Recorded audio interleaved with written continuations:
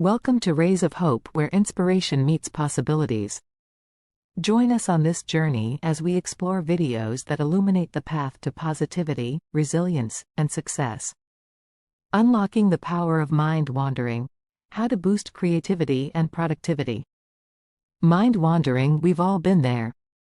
You're in the middle of a task, and suddenly your brain is 1,000 miles away, replaying a conversation from yesterday or imagining a future vacation. It's a common phenomenon, with research suggesting that our minds wander up to 50% of the time. But is mind wandering just a distraction, or does it serve a purpose? While it's often viewed as a hindrance to productivity, mind wandering can actually have some surprising benefits. In this video, we'll explore the science behind mind wandering, including what happens in our brains when we drift off, and how it can impact our creativity, problem-solving skills, and overall well-being. By understanding the ins and outs of mind wandering, we can learn to harness its power and make the most of our mental meanderings. So, let's take a closer look at what's really going on when our minds start to wander. What is mind wandering? Have you ever found yourself lost in thought, staring blankly into space, with no recollection of how you got there?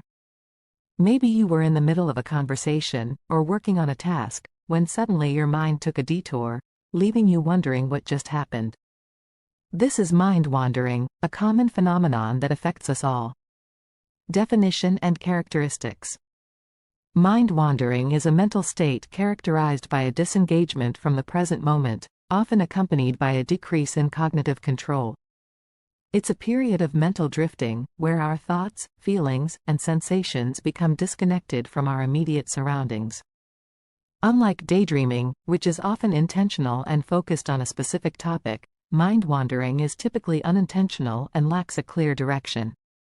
Some key characteristics of mind wandering include a decrease in attention and focus, a disconnection from the present moment, a lack of cognitive control, a drifting or wandering of thoughts, feelings, and sensations, often unintentional and not goal-directed.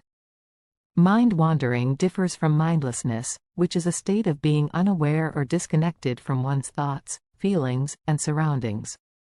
While mindlessness implies a lack of awareness, mind wandering implies a lack of control. Types of mind wandering. Researchers have identified two main types of mind wandering: intentional and unintentional.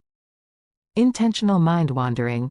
This type of mind wandering is deliberate and goal-directed.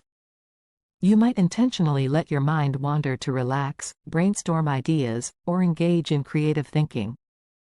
Intentional mind wandering can be beneficial, as it allows you to tap into your subconscious mind and access new ideas and insights. Unintentional mind wandering. This type of mind wandering is involuntary and often occurs when you're engaged in a task that requires sustained attention. Unintentional mind wandering can be detrimental, as it can lead to decreased productivity, errors, and accidents. It's worth noting that mind wandering can also be categorized into different subtypes, such as task-unrelated mind wandering. This type of mind wandering occurs when you're engaged in a task, but your mind starts to wander to unrelated topics. Task-related mind wandering.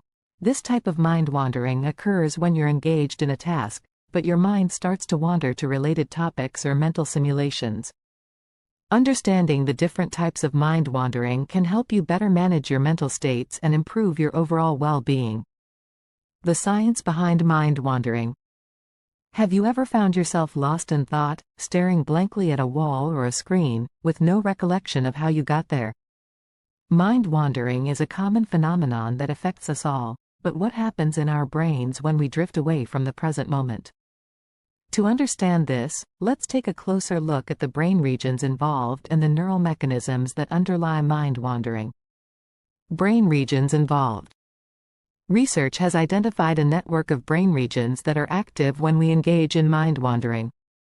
This network is known as the default mode network, DMN, which includes areas such as the medial prefrontal cortex, MPFC, posterior cingulate cortex, PCC, and temporoparietal junction, TPJ. The DMN is responsible for introspection, self-reflection, and mental time travel, which are all key components of mind wandering. The MPFC is involved in self-referential thinking, such as reflecting on past experiences or imagining future scenarios. The PCC is responsible for attention and error detection, which helps us to switch between different mental states.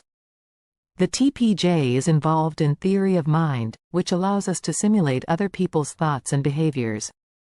When we engage in mind wandering, these brain regions work together to create a mental simulation of a different time and place.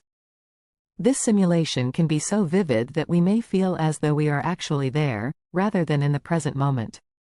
Neural mechanisms. So, what triggers mind wandering in the first place?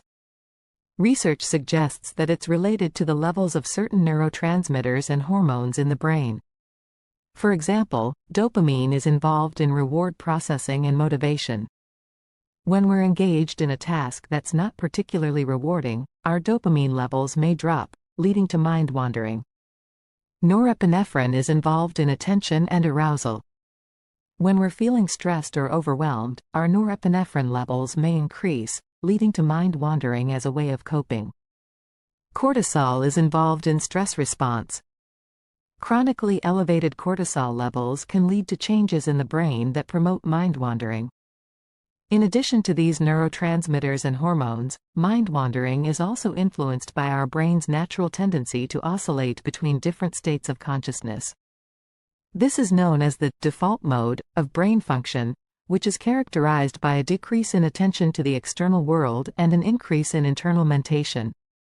By understanding the brain regions and neural mechanisms involved in mind wandering, we can begin to appreciate the complex processes that underlie this common phenomenon. But what does this mean for our daily lives, and how can we learn to control our wandering minds? Stay tuned for Part 2, where we'll dive even deeper into practical tips and techniques. Thank you for joining us on this uplifting journey with Rays of Hope. Please comment, like, share, and subscribe to stay tuned for more videos that spark hope and empowerment. Until next time, keep shining brightly. Thank you for watching.